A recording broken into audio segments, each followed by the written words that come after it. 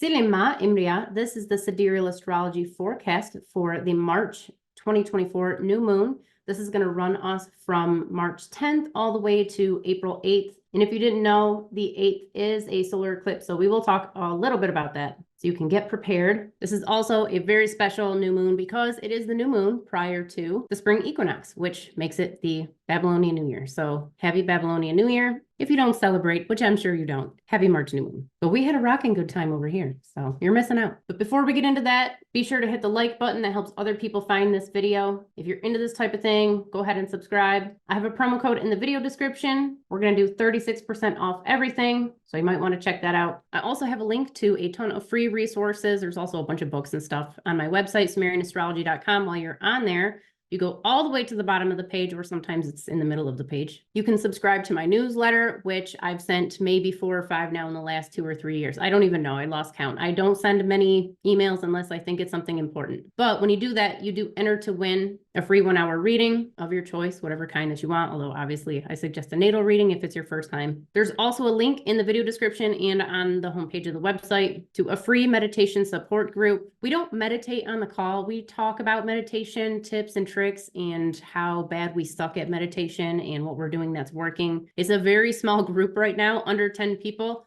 I'd actually probably prefer to keep it under 10 people. If it starts to get bigger than that, I might just open up another day that we do it. Right now, it's every Sunday at 11 a.m. Eastern via Zoom. I'm on the call for 2 hours, but it usually runs from 11 to 12. But I'm just there in case anybody has, extra stuff that they want to talk about. Okay, I think that's it. Let's jump in. If this is your first time, then you may not know that this program is called Stellarium. It's open source. You can download it for free today at stellarium.org. It is awesome. This is a program that astronomers use to look at the sky, which is what we would have done in ancient times, which is why we're doing that right now. This is the next best thing to sitting outside and looking up at the sky. I'm using the lat long of the Giza pyramids just because everybody knows where it's at and it's good. It's good. The exact moment of the new moon, Egyptian Standard Time, was 11 a.m. 2 days ago. Now, I know what you're thinking. You're super late putting this video out, but technically, in Sumerian and general Mesopotamian terms, we wouldn't have actually started the new month until we would have seen the first crescent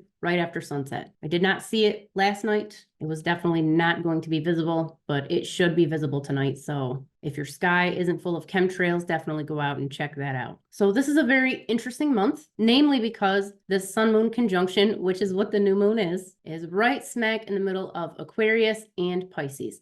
Now, there is a lot of overlap in the meanings of these two constellations, and I'm going to tell you about both of them because most of our planets, as you can see, are all bunched up in the same portion of the sky. First, we have Aquarius. This was originally a deity known as Enki. Well, maybe not originally. It was probably a female figure holding 2 vases, pouring out some water. But we're just going to go with Enki for now. The name Enki in Sumerian means Lord of the Earth, but he was also the Lord of the fresh water. The Sumerian word for water, is the same for the Sumerian word for semen. As such, he was a fertility god, and a lot of the fertility that he was pouring out into the world was intellectual creativity, as well as fertility for the plants and the crops and everything. Not only was he credited with creating human beings, possibly in a laboratory. I mean, it does read like that. I don't know for sure. I wasn't there. But he also was credited with giving human beings all of the things that make them civilized. So technology, classical artistry, that's all bunched up in here and pouring into this portion of the sky. One of his sacred animals were fish. So we get a little bit of this Enki energy over here in this fish side of Capricorn. And we also get some fish energy over here. Although technically, this was not a fish. This fish of Pisces, it was a swallow, possibly a dove, but also this fish may have been a dove. This portion of the sky were called the tails of the swallow. They were sacred to Anunatum, and the word tomb means swallow. It's a whole thing. The Sumerians and even their successors in the region were very keen on embedding multiple meanings, pretty much as many meanings as they could into a text or a story as they possibly could. As both the swallow or dove or fish of Pisces were sacred to Anunatum, we get all of this energy of Anunatum pouring out of here. She was synonymous with Nanshe, and basically we're looking at altruism, psychic ability, dreams, the more kind of spiritual woo stuff is all pouring out of here. This side in particular with the bird and the dove is much more related to her altruistic side. She was the matron goddess of widows and orphans and the infirmed and anybody who was in need. In a conjunction like this, what's going on is we have the sun and the moon, and they're just tightening this energy that's pulling from the cosmos, right? It's just pulling everything from the constellations. And in this portion of the sky, we have both this Aquarius energy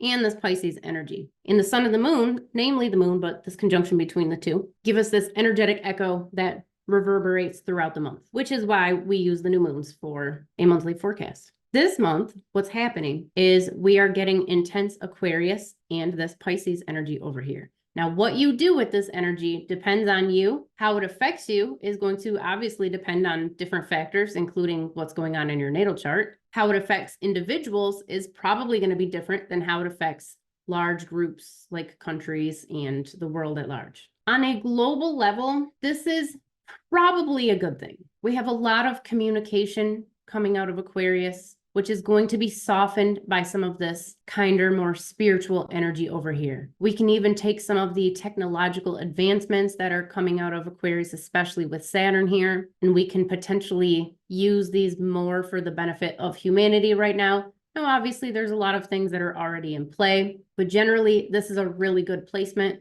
especially considering all of the things going on in the world right now. We need to soften some of these things. We need to be a little bit more civilized, and this can definitely help us do that. Mercury was, well, if you go back to Sumerian times, this was Ninurta, and he was, in addition to being the god of agriculture and victory, and he was a healer and adventurer, he was also the god of law and scribes. Now, they didn't have a lot of scribes back then. That wasn't a really big topic, so they weren't looking for a deity to really take care of this whole area of life. So the time we got to Babylonian times, this became Nabu, and he was the god of scribes and education and writing and listening and learning and speaking and all of those things. This is, I can assure you, a very cognitive, the most cognitive of all of the planets. There's a lot of fertility in here, but we see this more mental fertility. This is vision, knowledge, wisdom, and basically just this ball of fire that makes you want to learn and eat information. It's usually pretty close to the sun, but its placement here does stimulate psychic ability, psychic insight, psychic dreams. So you may have a little bit more of that going on this month. Saturn was also Ninurta, the god of agriculture and victory and healing and slaying of demons and going on adventures and all of those wonderful, awesome things. And his placement in Aquarius really benefits anybody who has a more technical career. I say technical, I mean classical artistry definitely falls into that category. Anybody in the sciences, engineering, and this has been here for quite some time, and we're definitely experiencing some technological innovation because of this. It's at least helping it, and that is going to continue for a while. We also have Venus over here. This was Inanna in Sumer and Ishtar in Babylon. They were pretty synonymous with each other. She was the goddess of love, beauty, fertility, sexuality, and much later, her warlike traits really became more dominant. But this is just pure bliss or deep rage and despair, depending on the day and what you want to do with it. It's essentially the heart. If we're looking at, what are we capable of feeling? The very high highs, the very low lows, it's all wrapped up in here. It's not so much the superficial day-to-day stuff. You eat some ice cream and it tastes delicious, or you watched a movie and it made you laugh. That's going to be more Mars energy. This is a little bit more intense, deeper type of emotion. Its placement in Aquarius is going to do a few different things. In the case of romantic relationships, if you are looking for a person and the person you need or require or are meant to be with has a lot of these Aquarian traits, that's definitely going to help you find this person. It's going to prepare you for that. If you have a career in any of these Aquarian fields, this can help you with any projects, any relationships in your career that you're working with. When Venus does finally become conjunct with Saturn, that can help you wrap up some projects, and that can also bring wholeness to the equation. Mars was Nergal. He was the god of war, death, and pestilence in the underworld, and he was not a bad deity. He had to he didn't have to. He liked to go to war and battle and slaughter and whatnot, but it was usually because he got talked into it, or somebody made him really mad. But I mean, people named their kids after him. They prayed to him for healing. He was not just some horrible, scary deity. He just didn't want to be on his bad side. He also enjoyed what ended up being a very stable romance. So we get all of our intimacy, our day-to-day emotions, they're all kind of just crammed in here to Mars. Now, sometimes that can be pleasure, sometimes it's pain, sometimes it's rage. I mean, it's all in here, but its placement in the fish side of Capricorn actually tempers some of these things. So when we're looking at this on a global scale, like, are we going to get world peace anytime soon? Like in the next 10, 15,000 years? Probably not. I don't think so. I mean, I don't know. I haven't looked that far into it, but at least for this month, this can actually help soften things a little bit. So anybody out there, I know people watching my videos are probably not diplomats, but in case you are, this is actually a really good month to kind of make some progress. Because this fish side of the goat is also associated with the fish of Pisces, this can also increase everyone's clairsentience. So clairsentience is psychic sensation. So when you touch something, you may or may not get a noticeable psychic impression. Some people are naturally more clairsentient than others, but even if you're not, this can definitely do it, which isn't always a good thing, because if you are hanging around with some negative people, you're in a toxic relationship, or you have toxic people in the workplace, this can definitely drain you and just generally make you feel awful physically and mentally. Over here we have Jupiter. Now, way back when, this was Enlil, who was a storm deity and the head of the pantheon in very ancient times in Mesopotamia.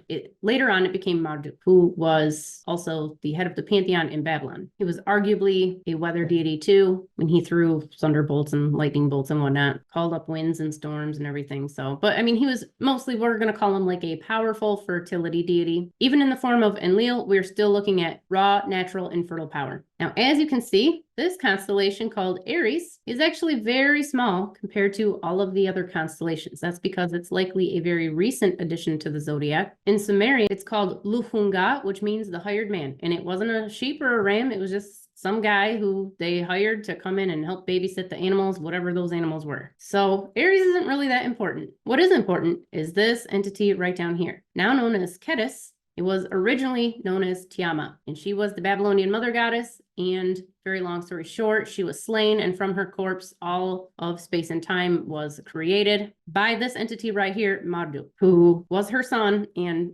definitely murdered his mother so that he could become the king of the gods. Sometimes. Now, Jupiter's been going back and forth here for quite a while, but sometimes, and again, this is going to be more or less noticeable if you have particular placements in Aries, especially Jupiter. But this can bring old injuries to light, karmic injuries, injustices that may have been done to you. If there's jealousy in the workplace or in the home or family dynamics, friends, this can bring some of that out.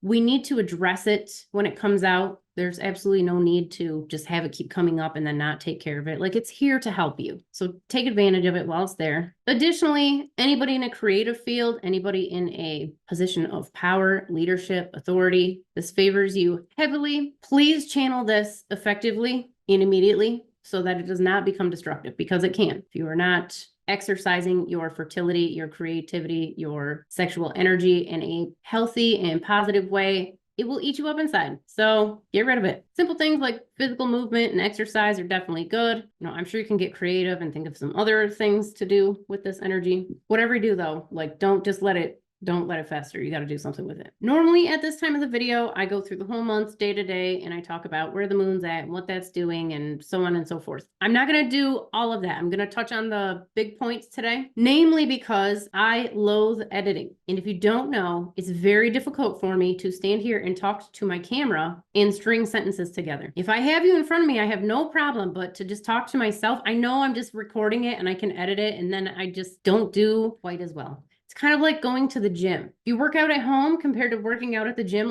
you'll work out much better at the gym when other people are watching you, you're on top of it, right? It's the same thing. And I also I didn't last week because I was doing all my preparations for the new year. but I went back to doing my daily vlogs, or at least, every couple of days. So I'll be talking about the day-to-day stuff on those days. But in the meantime, let's just take a quick look and see what some of our major key moments this month are so you can be prepared. So the 11th, which was definitely yesterday or possibly 2 days ago, depending on when I get this video out, this was going to activate some of this Mercury energy, which is going to stimulate the inner vision, the curiosity, the spiritual energy, possibly some conversations in the environment, especially if you are in a field that allows you to help humanity or help animals or the world. This is going to increase some of this Mercurian energy. So maybe take a look back mentally, or if you journal, and see how that affected you. Because, everything affects everybody a little bit differently depending on what's going on. The moon is going to be conjunct on the 13th with Jupiter. We're going to feel this conjunction the day before and the day after. This is going to increase this creative energy, potentially sexual energy. If you're looking for your person out there, pay attention to the people who are around you and show up on this day or during this time, as there may be something to that you want to pay attention to. We do have a very tight conjunction, as you can see here, with Venus and Saturn on the 21st. Again, Venus is going to bring wholeness. Venus can tear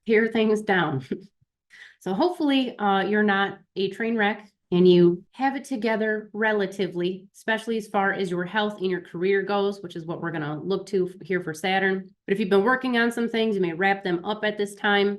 This definitely brings some contentment and fulfillment into that career, and also a potential for miraculous healing in the physical body. If you want to take advantage of that, be sure to do some meditation. Again, if you need help with that, check out the link in the description. The full moon is on the 25th. If you don't know, the full moon is in opposition between the sun and the moon. I hope you know that. If not, now you know. But as we can see here, we have the sun pulling this energy from this fish of Pisces over here to Virgo. So we're going to get a nice mixture between the spiritual and the physical. It's a really nice time of balance. It should be a very energetic time physically and spiritually. So enjoy. Most of the 6th, we are going to be dealing with this conjunction between Mars and Saturn and the moon. They're all just being pulled together over here. The moon is going to be intensifying these energies. And in the case of Mars, that's going to be some of that lower emotion, pleasure, pain, possibly agitation. This is probably going to bleed over into the physical world, in the physical body, and possibly into the career. For better or worse. I mean, it's not inherently good or bad. It's what you do with it and what you're set up to experience based on your life choices up to this point, your diet, and also, of course, your natal chart. This could be, just so you know, it could be slightly chaotic, possibly more tech type of issues, communication issues. We had some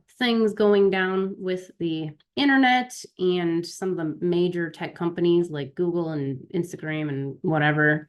They had some issues last month. So that type of thing is possible. But on an individual level, I mean, take advantage of this. Do something fun. This could also bring some intimacy if you're looking for a partner, if you know this through your natal chart, where your person's supposed to come from. If they come through the career, this can really help you here. This is also really good fertility time to help you conceive if you're trying to do that. So it's there for you. And of course, on the 8th, that's going to be the next lunar month. And as you are probably aware, that is also a total solar eclipse. Now, in the meditation group the other day, we were talking a little bit about this. So shout out to Knight Rider. I don't know if you want me to say your real name or anything, but we were talking about some of the distress, panic in relation to the upcoming solar eclipse and people freaking out and saying terrible things are nigh. I'm going to disagree with that completely, and I'll tell you why. So if you go back to what we talked about when the moon and the sun were conjunct over here and it was pulling both of these energy out, this conjunction over here which is just more intense. It's not any different than the regular new moon. I mean, it's just a little bit more intense. I mean, it's a little different, but just a little bit. It's just pulling out this Nanshe Anunatum energy, all of this good stuff that's pouring out of Pisces. Now, if you're like, well, Pisces is associated with destruction and whatever, it's actually not. It has no association with any of those things. The reason why Pisces has any negativity associated with it comes from, first, somebody having randomly named the planet Pluto upon its discovery, Pluto. If they'd have named it anything else, it would not be associated with Pluto, who was the Roman god of death. Its Greek equivalent was Hades, who also ruled over the Elysian field. So I don't really understand why people get so fixated on that. But one of the other reasons why Pluto was associated with destruction and chaos and like upheaval is because at the time of Pluto's discovery, there was some upheaval in the West, not all over the world, just in,